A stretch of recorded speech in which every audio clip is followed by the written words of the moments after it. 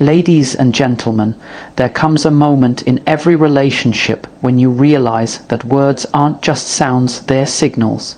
Signals that either awaken connection or slowly kill it. You could say baby 1,000 times and still feel unseen.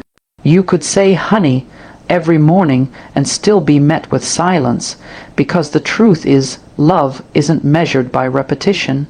It's revealed through resonance. You see, the problem isn't the word baby, it's that it has become empty. It's become a placeholder for real emotion.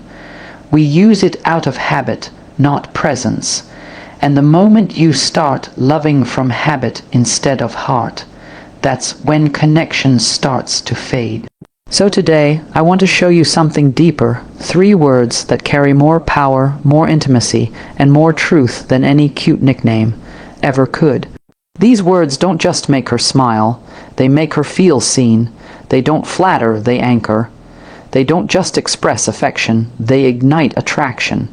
Because the real art of intimacy is not found in how you touch her body, it's in how you speak to her soul. When you look at her and say, "My woman," you're not claiming her body, you're claiming your devotion. It's not about control, it's about commitment. It tells her you're mine, not because I own you, but because I choose you again and again. Those 2 words awaken something ancient in her safety. She feels held, not handled, desired, not demanded. Every woman wants to feel like she belongs somewhere sacred, and when you say "my woman" with intention, it becomes less about words and more about energy. It whispers, "I see you, I choose you, I protect what we have." Every woman carries a throne within her, a place where she leads with grace, emotion, and power.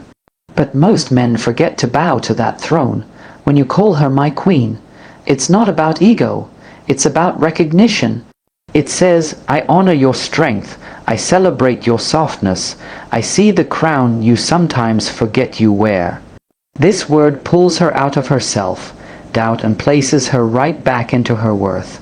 Because a queen doesn't just want to be loved, she wants to be respected. And when respect becomes the language of your love, passion becomes effortless. In a world full of noise, chaos, and ego, every soul is secretly searching for peace. When you look into her eyes and call her "my peace," you're telling her, "You calm my storms, you silence my fears, you remind me who I am when the world gets loud." That's not just love, that's healing, because every woman doesn't just want to be desired, she wants to matter. She wants to know that her presence doesn't just please you, it grounds you. My peace is the bridge between passion and purpose. It's the space where love breathes freely without pressure. Here's the secret, these words only work if they come from presence. If you say "my woman," but your energy is distracted, she'll feel the distance. If you call her "my queen," but your tone lacks reverence, she'll sense the emptiness. Intimacy isn't about what you say, it's about who you are while saying it. Your tone, your eyes, your energy, that's the real message. Speak from the chest, not the tongue. Let your words come from your depth, not your desire to impress. That's when she'll feel it in her, because real connection isn't built in the bedroom. It's built in the pauses, in the whispers, in the quiet moments where words become music. Start speaking with intention. Start using words that carry weight, because when you do, she won't just remember your touch, she'll remember your voice. And long after the conversation ends, she'll still hear the echo of your words in her heart. "My woman," "my queen," "my peace," that's not just speech, that's intimacy spoken into existence. When you say "my woman," it isn't about control. It isn't about claiming someone as property. It's about devotion, about choosing someone so completely that the word "my" becomes sacred. When spoken with intention, "my woman" carries a different kind of gravity. It's not loud, it's not possessive.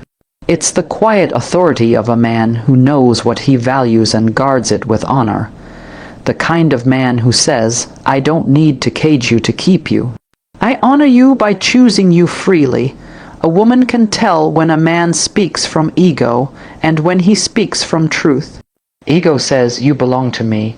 Truth says, "I belong with you." The difference is everything. When you say "my woman" with the right energy, it becomes less about boundaries and more about belonging. It's a declaration that says, "You're safe with me." It tells her that you see her not as a possession, but as a part of your purpose. It makes her feel grounded in your energy, not trapped by your expectations.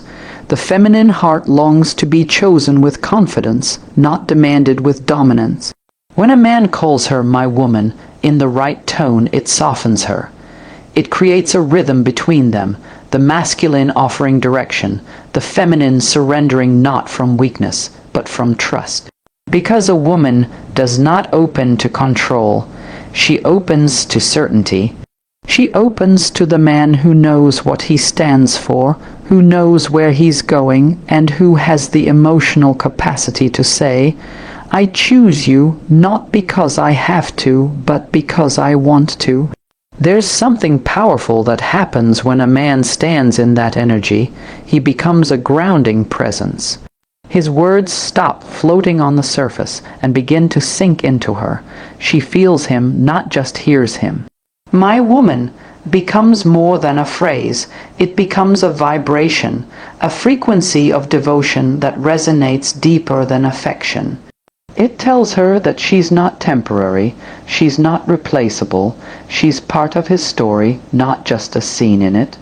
When you say "my woman" in that way, you also give her permission to be fully herself.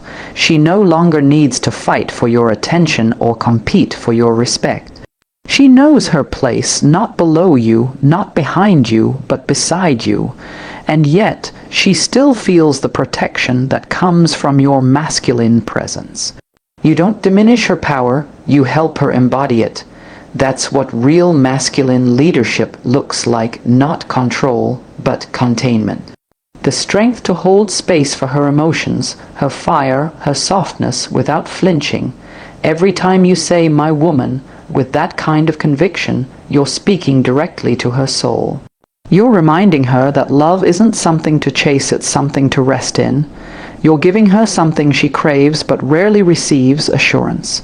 In a world where words are often empty, you become the man whose words have weight. You become the man who doesn't say things casually, who doesn't love halfway, who doesn't use affection as performance. That's why it matters how you say it. If "my woman" comes from insecurity, it will sound like control.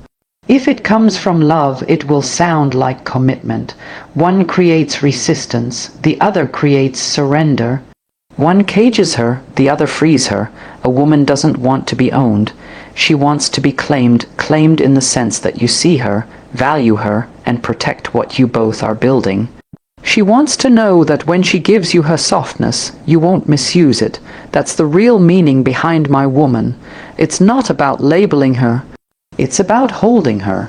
So when you say it, let your tone carry depth. Let your eyes hold truth. Let your energy communicate what your words can't. Because when a woman feels that kind of presence, something ancient in her awakens, a trust that melts her guard, a softness that only the right man can reach. "My woman" isn't just two words. It's a promise that you see her not as something to keep, but as someone worth standing beside and standing up for. It's love, spoken through respect. It's devotion without domination. It's ownership without control. When you call her "my queen," you are not flattering her, you are recognizing her.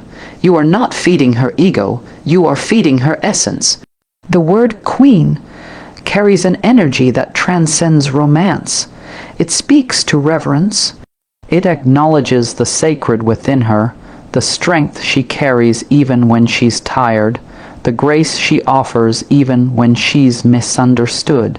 To call her "my queen" is to look at her not as an accessory to your life, but as a reflection of your respect. It is to see her not as something you possess, but as someone you honor, Every woman has a queen inside her, but not every man knows how to awaken it. She doesn't need you to build her throne. She needs you to bow to it. Not with submission, but with recognition. The feminine is divine by nature, intuitive, nurturing, fierce, and fluid. And when a man acknowledges that when he calls her my queen, with sincerity, he's not putting her above him. He's placing her where she belongs in the space of reverence. It's a statement that says, I see your power and I will not compete with it. I will protect it. I will celebrate it. Women bloom in the soil of recognition. When she feels seen for more than her body, she starts to unfold. Her laughter becomes freer. Her presence deepens. Her energy softens. My queen is not a compliment, it's a reminder. A reminder that she doesn't have to shrink to be loved. A reminder that her emotions are not weaknesses, but wisdom. When you speak those words with heart, you are telling her you don't need to perform to be valuable. Your beingness is enough, and that is when the feminine begins to truly trust you, when she no longer feels like she must earn her place in your world. The way you say my queen matters more than the words themselves.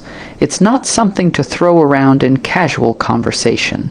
It's a phrase that must be carried with energy, calm, grounded, sincere. You cannot speak reverence if you don't live it. You cannot call her queen and still treat her like a subject. Reverence is in the details, in how you listen when she speaks, in how you handle her emotions when they become storms, in how you make her feel seen when she's not at her best. Calling her my queen means you hold space for her humanity and her divinity at once. To revere her as queen doesn't mean she's perfect. It means you see beyond her imperfections. You see her potential, her spirit, her effort. You honor her journey, not just her moments of grace. You recognize that behind every strong woman is not a man who rules her, but a man who respects her rhythm. My queen is an energy that protects, uplifts, and affirms. It says, I see the crown on your head, even when you forget it's there. It's a mirror that reflects her light back to her until she starts to believe it again. When you say it, it should feel like an offering, not something you give because she demands it, but because your heart recognizes the beauty of who she is. The queen energy in a woman is not awakened by flattery, but by consistency, by a man who stays grounded, who leads with compassion, who doesn't shrink when she shines. A true man doesn't feel threatened by her power, he feels inspired by it. He knows that when he honors her, he's not diminishing himself, he's expanding the space where love can grow. And that's the real meaning behind my queen. It's not dominance disguised as devotion. It's not empty praise. It's reverence, a form of love that sees her in her entirety. When you call her my queen, with truth behind your voice, she doesn't just hear it, she feels it.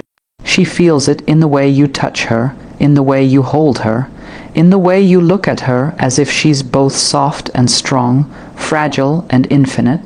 Because that's what reverence is, loving her essence, not just her appearance, seeing her soul, not just her skin, recognizing that her presence in your life isn't something to take for granted, it's something to honor. When you look at her and call her my peace, you are saying something far deeper than affection. You are telling her that in a world that constantly demands, competes, and consumes, she is your stillness. You are telling her that her presence quiets the noise in your mind, that her energy settles what chaos can't. My peace isn't a phrase you say to impress her, it's one you say because you've felt her calm your storms without even trying. It's the language of deep connection, where words meet soul, and love becomes a sanctuary instead of a struggle. Every man, no matter how strong, carries a war within him, battles of ego, pressure, ambition, and pain. And sometimes all he needs is not a woman who fights beside him, but a woman who reminds him to rest. When he calls her my peace, he's not placing responsibility on her to fix his life. He's expressing gratitude that she balances it. She becomes the gentle space he returns to when the world feels too loud.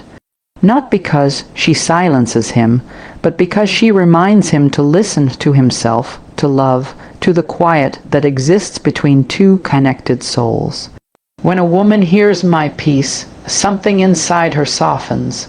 It tells her that her energy matters, that the way she nurtures, the way she loves, the way she brings calm isn't overlooked. In a world where so many women are valued only for their beauty or their body, to be called peace is to be valued for her essence. It's to be told, you are not just what I desire, you are what I return to. That kind of love gives her permission to stop performing and start being. It reminds her that her worth lies not in how loud she can love, but in how deeply she can make someone feel safe. My peace also challenges the man who speaks it, because to truly have peace, you must first be peace. You cannot expect calm from chaos. You cannot speak stability if your spirit is unsettled. So when a man says my peace with sincerity, it reflects a level of self-awareness. It shows he recognizes her not as an escape, but as alignment. She doesn't distract him from himself, she brings him back to himself. And in that connection, love stops being a battle and starts being balance. There's something sacred about two people who can exist in silence and still feel complete. When you can sit next to her with no words spoken and still feel understood, that's peace. When you can disagree without destroying the connection, that's peace. When you can hold her after a long day and feel your heartbeat slow to match hers, that's peace. And when you can call her my peace. Not because she's perfect, but because she's present, you create a kind of intimacy that doesn't fade. But peace is fragile. It requires protection. You can't call her my peace and still bring her your chaos unfiltered. You can't honor her calm and then destroy it with inconsistency. To have peace, you must preserve it by communicating truthfully, by leading gently, by cherishing her presence instead of taking it for granted. When she feels that you respect the energy she brings, she'll offer it even more freely. Her tenderness will expand. Her softness will deepen because she knows her peace isn't being used, it's being valued. There is a rhythm to this kind of love, steady, unforced healing. It's the rhythm of two people who don't drain each other, but recharge each other. When a man says my peace, it becomes both a statement and a vow. A statement that he's found something rare, and a vow that he will not break what brings him balance. Because real love is not found in intensity, it's found in equilibrium. Passion may ignite it, but peace sustains it. So when you call her my peace, let it come from your depth, not your loneliness.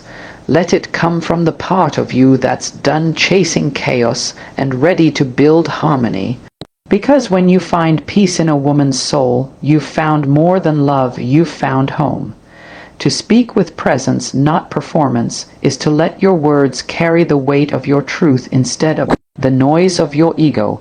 It's to stop trying to impress and start trying to connect. Most people speak to be heard, but few speak to be felt. Presence is what separates words that fade from words that linger. It's the energy that makes silence meaningful, that makes even the simplest phrase cut deeper than rehearsed poetry. When you speak with presence, you're not focused on what to say next. You're fully here, breathing, observing, feeling the moment before you respond. Performance is rooted in fear. It comes from the need to be liked, to be validated, to sound perfect. It's the mask we wear when we're afraid of being misunderstood. But presence is rooted in truth. It's not about crafting the perfect line. It's about revealing what's real. The difference between performance and presence can be felt